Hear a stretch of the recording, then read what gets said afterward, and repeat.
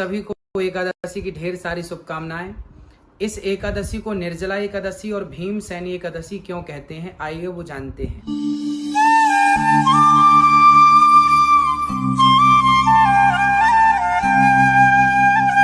राधे राधे भक्तों, स्वागत है आपको अपने ही चैनल भक्ति तेरी आंचल में।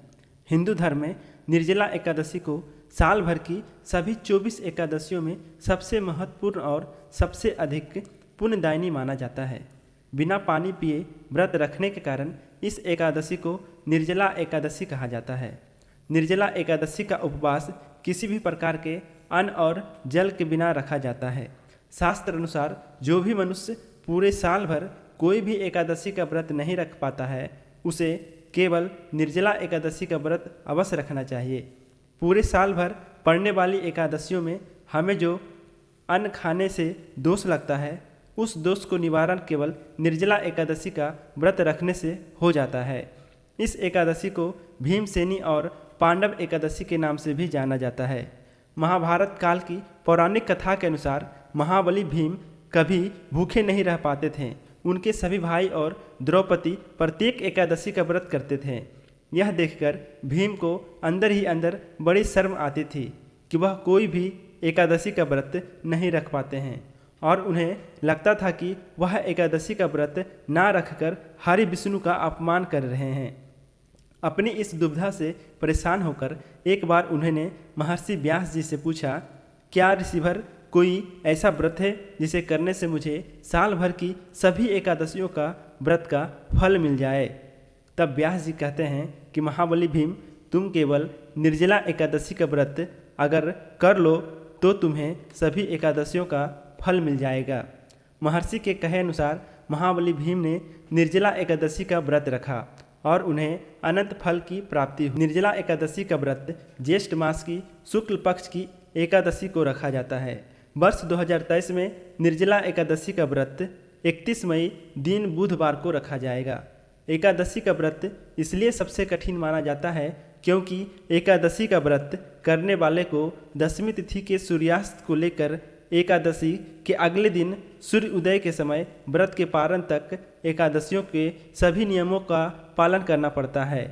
एकादशी का सबसे महत्वपूर्ण नियम यही है कि हमें अपना व्रत द्वादशी तिथि को खोलना चाहिए, और व्रत का पारण जब हम शुभ समय में करते हैं तभी हमें एकादशी का व्रत का संपूर्ण फल प्राप्त होता है। एकादशी के व्रत का पारण कभी भी हरिवासर में नहीं करना चाहिए। हरिवासर का मतलब होता है द्वादशी तिथि जब शुरू होती है तो द्वादशी तिथि का पहला चौथाई समय हरिवासर कहलाता है। इसी प्रकार से एकादशी का व्रत कभी भी दोपहर में नहीं खोलना चाहिए। अगर किसी कारणवश आप सुबह के समय व्रत को खोल पाएँ तो शाम को ही अपना व्रत खोलें। एक चीज़ जो आपको विशेष ध्यान रखने वाली है, इस व्रत में जल नहीं पिया जाता है, लेकिन जितना हो सके जल का दान करना चाहिए। सभी प्यासे लोग को जल पिलाएं। मिट्टी के कलश में जल भरकर उसमें शक्कर डालकर किसी भी ब्राह्मण को दान देना चाहिए। ऐसा करने से विशेष शुभ कार्य होता है। अपने घर की छत पर पक्षियों को जल पीने की व्यवस्था करनी चाहिए। इस बार निर्जला एकादशी बुधवार को पड़ रही है, तो गाय को हरा चारा अवश्य खिलाएं।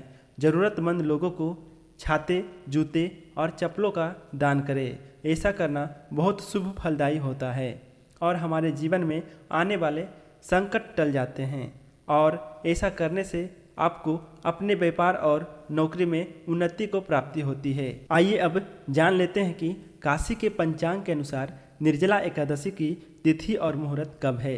व्रत के पारण का शुभ समय क्या होगा। निर्जला एकादशी तिथि प्रारंभ होगी 30 मई को दोपहर 1:07 से और एकादशी तिथि समाप्त होगी 31 मई को दोपहर 1:45 पर। तो उदय तिथि के अनुसार सूर्योदय का समय एकादशी तिथि 31 मई को होने के कारण निर्जला एकादशी का व्रत शास्त्र अनुसार 31 मई को ही रखना उचित रहेगा।